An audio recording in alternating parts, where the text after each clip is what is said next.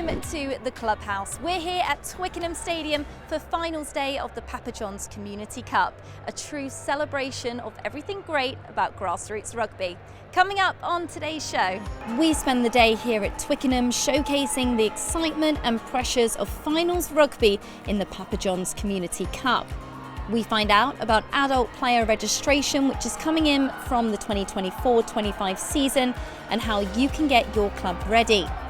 We reward 8 teams across the country with an opportunity to play here on the hallowed turf. We talk to RFU Player Experience Director Ben Lowe about the new non-contact format T1 Rugby coming to England next season. And finally, we launch a new series with Hugo Monnier as he speaks to some remarkable community players about their roots into rugby. This year, we've seen more than 500 clubs taking part to be crowned Papa John's Community Cup champions here and across the country. We've seen 28 finals this weekend. We've been following one journey through our Down to the Last Slice series, which has showcased the emotions every player goes through when it comes to knockout rugby. If you missed this series, you can find it on our social channels. Let's speak to those involved and about their journey here and the emotions on this special day for grassroots rugby. It's real gold.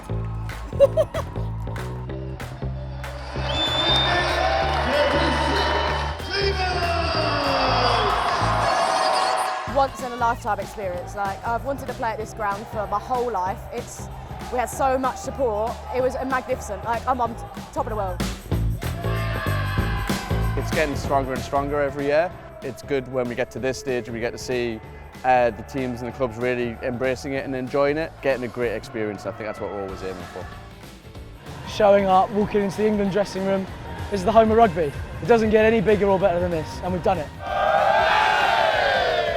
Wow, this is a real special moment. I've been part of T-Birds for 14 years. Those girls mean the world to me. It's a really cool moment. Be able to come to Twickenham, be able to play in front of hundreds of fans in the stand, not just from Thurrock, but from everywhere else.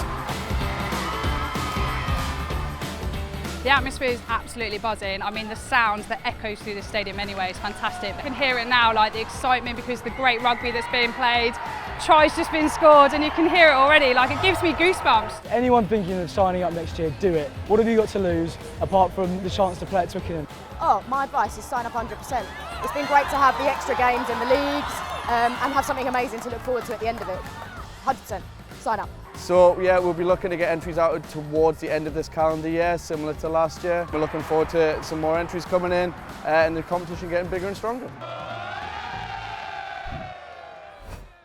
Well done to all those who collected silverware across the country today.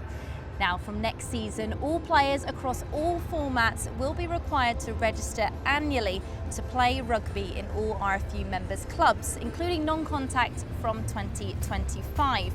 The move to game-wide registration is intended to bring benefits to the whole game by bringing rugby union in line with the majority of other unions and other sports where this is common practice. Here to tell us a bit more about the process is RFU Delivery Manager Sam Stainton. Thanks for joining us, Sam. Pleasure, thank you. Tell us a bit more about the adult registration and how it's all going to work. Sure, so adult player registration currently exists in the game, but it's very much a club admin-led process. So club admins have to register their players on behalf of their players, and what we're trying to do is take that focus away from admins, reduce their burden, and put it back on players to own their own records and register themselves. Why are we doing this and what does it mean to the players themselves? So admins have a lot of time that they dedicate to the game, and we're trying to help the game reduce that time. So admins will no longer have to do it on behalf of their players, which will hopefully save them quite a lot of time in the season. Players, it's a very simple process, very quick, mobile friendly. They can just go and do it and own their own record. And lastly, the CBs and the RFU, we don't really have a very clear picture of what clubs we need to help and support, but by gaining this data, we can now better understand what clubs we can focus our energies on and support in a better way. So how can clubs get ready for next season? The best way clubs can get ready is by going to our Community Rugby Help, look at our player registration section to focus on email verifications. So the big thing that's going to make adult player registration very quick this year is making sure all those players who currently exist in GMS have an up-to-date verified email address, and they can do that by finding support on Community Rugby Help. Is there any other support available for clubs and players? Yeah, there's quite a lot actually. So we've done a couple of webinars online. Those are all available on the Platform for Rugby YouTube page, so definitely worth a look. And also before we go live, we'll be recreating all of our user guides to support players and administrators with all the new processes. Brilliant. Thanks so much, Sam. Thanks for joining us. No worries. Last month, we rewarded 8 teams from the community game with the opportunity to play at Twickenham. These teams came from across the country and won this chance by submitting their stories about how they support players transitioning from age grade to adult rugby. One of these teams is Ivy Bridge RFC, who support their under-18 girls by letting them join the women's team in training for warm-ups or skill sessions so that they can get to meet some of the players and coaches. They also hold regular events for women and girls teams in the clubhouse and run a women and girls showcase every summer in the club. This leads to 2 out of 3 of under-18s transferring to the women's section each season. Twickenham Stadium today, the home of English rugby, a day of real celebration because it's Twickenham Takeover, a day where we really get to shine a bright light and recognise the unbelievable work that grassroots rugby clubs and their communities do to really nourish and encourage young boys and girls transitioning into adult rugby. Smiles on faces, we're not going to get this chance again, so make the most of it while you're out there. This might not happen again. So we play with everything we've got, alright? Play for the badge that you've got on your shirt. I guess it's a dream come true. I guess I wasn't going to make it professional, but this is as close as it gets. And it's a wonderful experience, so I'm grateful for it. I've been at the club about 4 or 5 years, and this is almost like a cherry on top. So we've been promoted this season. For us, it's a reward, and it's nice for us to all come together and celebrate. A lot of our players here today are brought through the women's and girls section of the club. Lots of players debuting as 17 and 18-year-olds for our team. So it's absolutely wonderful to be here. Absolutely out of this world to play at Twickenham for the club. You know, it's once in a lifetime for a lot of us. It's fantastic for us all. It's somewhere where you obviously see like all your heroes growing up playing, and to just be here is like incredible.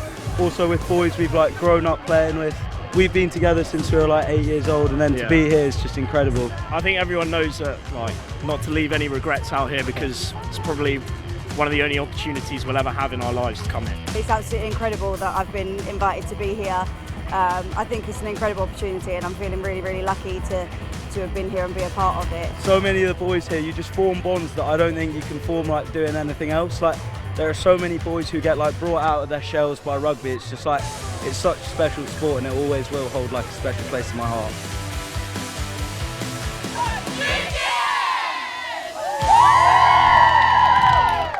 A truly special day for everyone involved, and to find out more about those selected to play on the day and how they help support their age grade players to transition into adult rugby, head to the England Rugby website.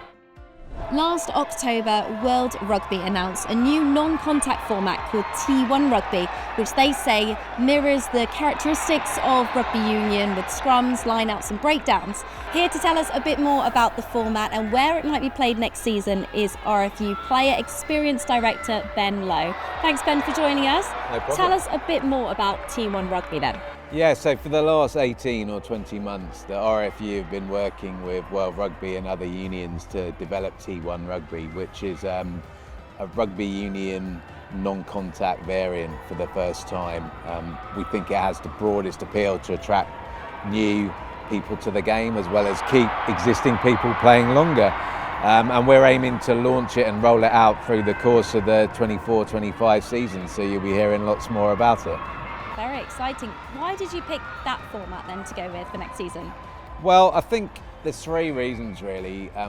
Working with World Rugby and the other unions, it was clear that rugby needed a credible non-contact variant that reflected the essence, the core skills and the values of the game.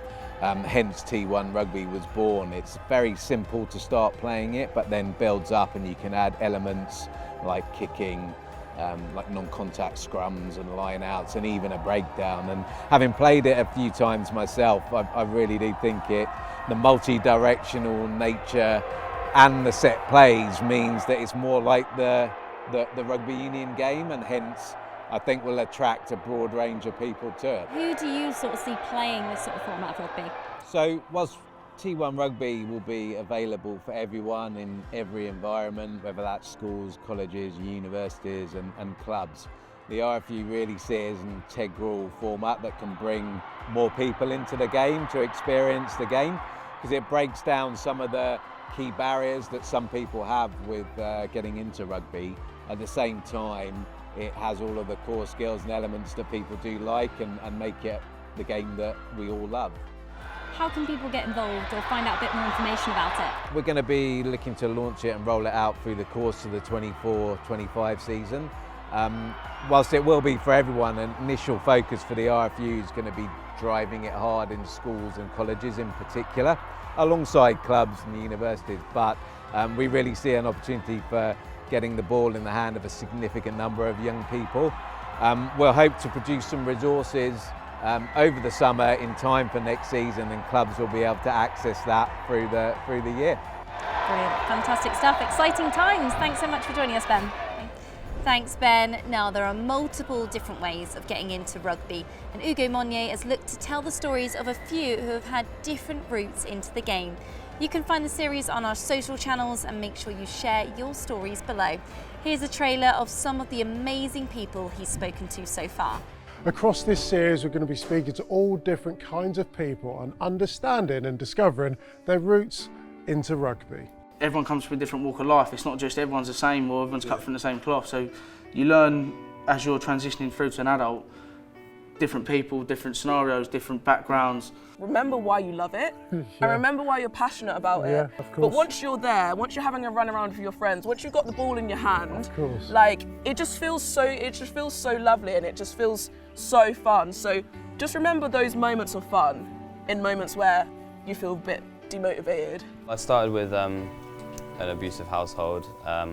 Things just weren't really going too well with rugby, and with like the scholarship and stuff like that. I believe that it's like really helped me outside to like be able to talk to people, my self-confidence, and just how I just do stuff on a daily basis. Something I was warned about coming into uni was trying to balance a degree alongside a sport. It was a great way to find a group of mates within that who would all be able to kind of support each other through playing, but also through the time in uni in general. Honestly, there's no better sport than rugby. There is absolutely no better sport.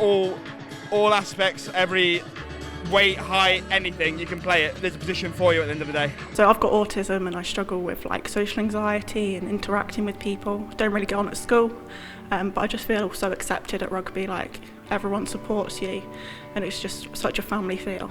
Once you start something, it's easy to get a few knockbacks and give up, but rugby, you've got your team around you to pick you up. She actually got me into rugby. No, that's not true. No, it is. It definitely is. She's about 10 years of age, and she was like, "Mummy, I want to play rugby," and I've never played it myself. And then I was like, looking for a rugby club, and found it in a rugby club, and I started playing, and here we are today. Our game's never felt better connected than it has today. Grassroots all the way through to greats. I love our game for so many different reasons, but beyond the parameters of our pitch and the time constraints is the impact that rugby can have on young people's lives.